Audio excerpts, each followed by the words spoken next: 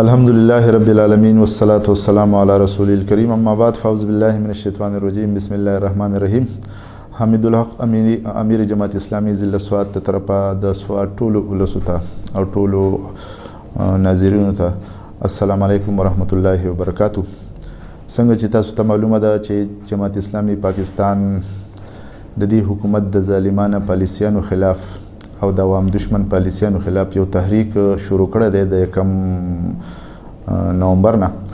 نو دا د دې تحریک چې د درې بنیادی مقاصد دي چې یو په دې ملک کې بېتحاشه مهنګایي ده، بېروزګاري ده، بدامني ده.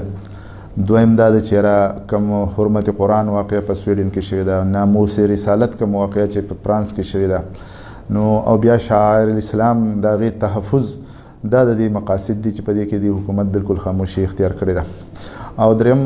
مقصد چې دی نو هغه زموږ د دې صوبې کوم حقوق چې دي، بجلی رایلټي ده، ګیس رایلټي ده، هغه حقوق مرکزي حکومت چې دی نو هغه ناواله کوي او د هغې په وجه د صوبه عوام چې دی نو هغه د مختلفو مسایلو او مشکلاتو سره مخامخ دي. د دې مقصد دپاره د تحریک شروع شوی دی او دا تحریک موږ د اپوزیشن د نورو سیاسي پارټیانو نه هټ کر جدا جماعت اسلامي په دې بنیاد باندې چلی چې دغه په دې ملک کې چې څومره د تعلیم، د صحت او د بجلی نه څومره محرومي ده، نو دا د دې تیر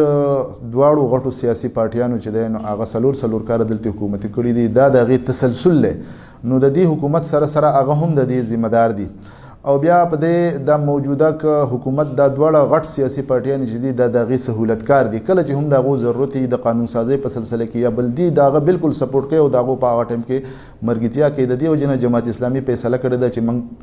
یوازې د دې حکومت خلاف د دې ظالمانه پالیسیانو خلاف چې دی نو هغه تحریک چلو. په دې سلسله کې په 22 نومبر باندې په ګراسي ګراوند منګوره کې سحر 9 بجې انشاءالله دا به یو جلسه عامي چې هغې ته به امیر جماعت اسلامي پاکستان جناب سراج الحق صاحب او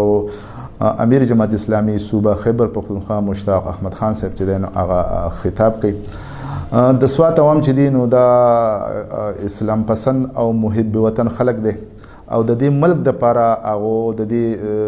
ملک دپاره ډېرې لویې جاني او مالي قربانیانې هغو ورکړي دي او انشاءالله آینده دپاره به هم ورکوي.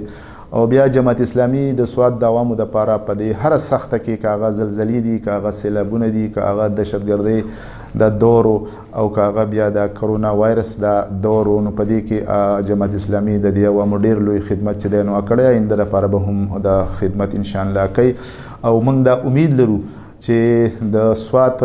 د اسلام پسند او محب وطن عوام به انشاءالله د جماعت اسلامي په دې اواز باندې لبیک وایي او هغه به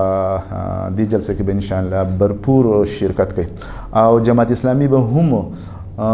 د دې ظالمانه حکومت نه او د نااهل حکومت نه انشاءالله عوامو ته نجات ورکوي او یو ترقیافته پاکستان او اسلامي پاکستان او پرامن پاکستان لپاره به انشاءالله جماعت اسلامي خپل جدوجهد کوي د دې عوامو د فلاح بهبود لپاره.